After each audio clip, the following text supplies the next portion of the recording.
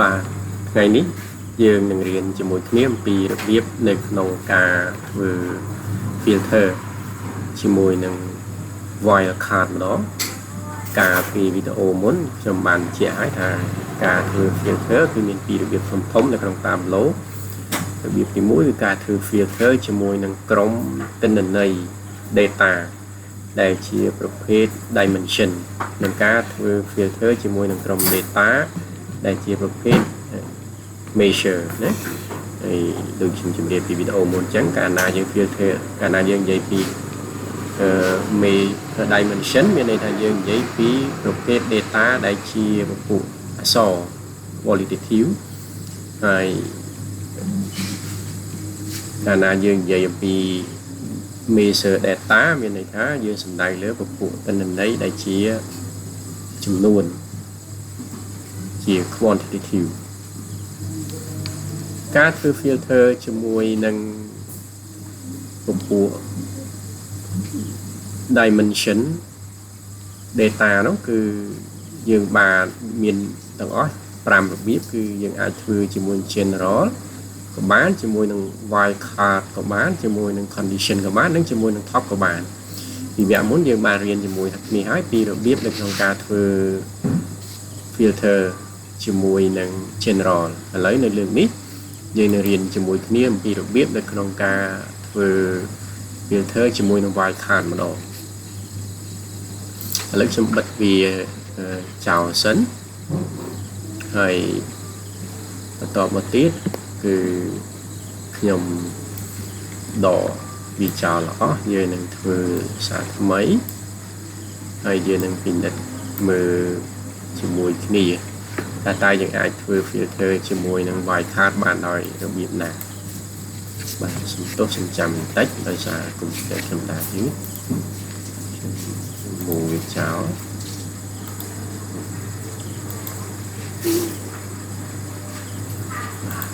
ខ្ញុំរីមួយវាចោលអញ្ចឹងឥឡូវយើងចង់ធ្វើ filter ជាមួយ wildcard ឧទាហរណ៍ថាឥឡូវខ្ញុំមានទិន្នន័យមួយខ្ញុំចង់មើល subcategory របស់ខ្ញុំដែលលក់បានតាមរយៈ quarter ដដែលណាអញ្ចឹងជាដំបូងគឺខ្ញុំចាប់ order date មកដាក់នៅលើ column ហើយនៅពីមុខ order date នេះវាមានសញ្ញា hierarchy នេះមានន័យថាយើងអាចមើលទៅលើទិន្នន័យដែលតូចជាង year នឹងបានទៀតអញ្ចឹងខ្ញុំចុចទៅលើវាទៅគឺវាចេញជាលក្ខណៈ quarter បែបនេះណាហើយបើសិនជាបងប្អូនចង់បានជាម៉ាន់បងប្អូនចុចបន្តទៀតទៅចេញជាម៉ាន់ហើយណាប៉ុន្តែក្នុងករណីនេះយើងមើលត្រឹម quarter ណាហើយបន្តមកទៀតខ្ញុំចង់រកមើល subcategory ណាអញ្ចឹងខ្ញុំចាប់ subcategory ហ្នឹងយកមកដាក់នៅលើជួរ row មកណាហើយបន្តមកទៀតខ្ញុំចង់មើលជាលក្ខណៈ sale ចង់មើល subcategory ជា sale លក់បានប្រមាណនេះប្រមាណអញ្ចឹងខ្ញុំចាប់ subcategory ជា sale យកមកដាក់មកកន្លែងនេះមកណាឥឡូវនេះខ្ញុំអត់ដូរ data visualization ទេយើងចង់មើលវាជា line chart វិញម្ដងណា line graph line chart បាទជា line ហើយយើងធ្វើមិនទៀតឥឡូវយើងបានdata ហើយ data visualization វាចេញហើយណាអញ្ចឹងយើងចង់ធ្វើមើល filter វាចង់ filter វាមើលអីយើងចាប់យក subcategory នេះយកមកដាក់កន្លែង filter មកណាប៉ុន្តែលើកនេះយើងអត់ជ្រើសរើសយក general ទេយើងចង់ធ្វើ filter ជាមួយនឹង wheel scan ម្ដងណាបងប្អូនឃើញនៅពេលដែលយើងចុច wheel scan មកវាចេញ match value វាចុចចេញ contains ចេញ start with ចេញ ends with ចេញ exactly match អញ្ចឹងឧទាហរណ៍ថាឥឡូវនេះនៅក្នុង subcategory របស់ខ្ញុំនេះខ្ញុំប្រើ wheel scan នេះគឺខ្ញុំចង់មើលតែ match value ណាដែលវា match ជាមួយទៅនឹងអក្សរ B ណាមានន័យថារាល់ subcategory ណាដែលវាចាប់ផ្ដើមឡើងដោយអក្សរ B គឺវានឹងបង្ហាញនៅក្នុង data visualization របស់ខ្ញុំនៅកន្លែងផ្ទាំង canvas នេះណាអញ្ចឹងខ្ញុំចាប់វាយកមកបន្ទាប់មកខ្ញុំចុចថា apply ខ ខ្ញុំចុចថាអូខេណាអញ្ចឹងបងប្អូនឃើញណាវាបង្ហាញ subcategory គឺវាបង្ហាញតែ subcategory ណាដែលចាប់ផ្ដើមដោយអក្សរ B ទេណា binders bookcase labels tableau ក្រៅពី subcategory ដែលចាប់ផ្ដើមដោយអក្សរ B វាអត់បង្ហាញទេឥឡូវឧទាហរណ៍ថាខ្ញុំអត់ចង់មើល subcategory ណាដែលវាចាប់ផ្ដើមដោយអក្សរ B ទេអញ្ចឹង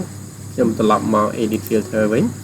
ខ្ញុំចង់មើលចុចទៅលើ wide card ដដែលខ្ញុំចង់មើលតែ subcategory ណា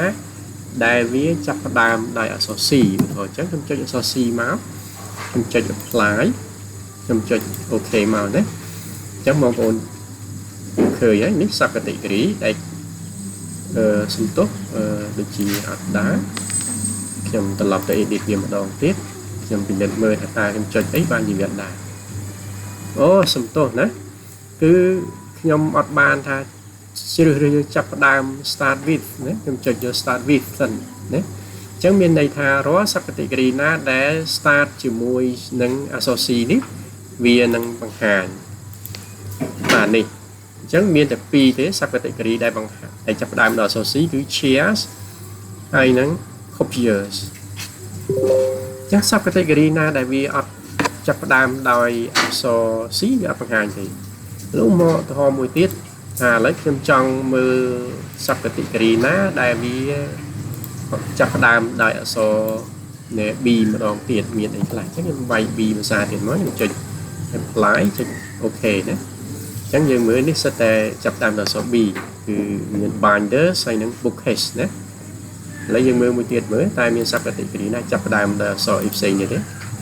ឥឡូវខ្ញុំចង់មើល subcategory ដែលចាប់ផ្ដើមឡើងដោយអក្សរ D ម្ដងណាខ្ញុំសាកមើលតើមាន subcategory ដែលចាប់ផ្ដើមដោយអក្សរ D ទេ